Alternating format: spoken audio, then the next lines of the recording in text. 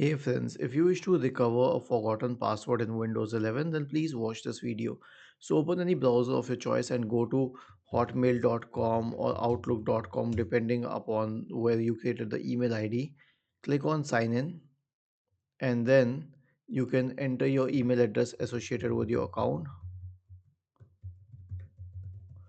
and then click on next and then you can click on forgot password. Okay, now it will ask for a recovery email. You will have to enter your recovery email ID and then click on get code. Okay, now once you get the code on your recovery email ID, which I just got right now, you will have to enter it. So I will enter the code now and then click on next.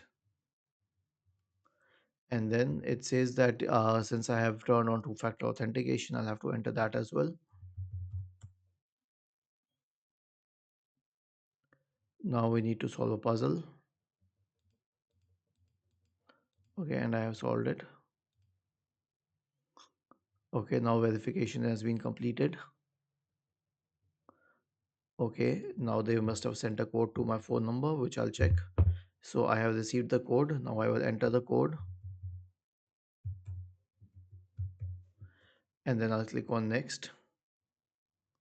And now I can enter the new password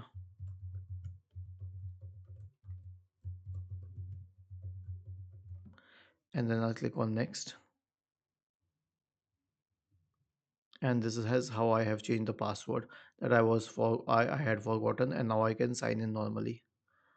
Okay, the password will remain same for all Microsoft accounts throughout the computer.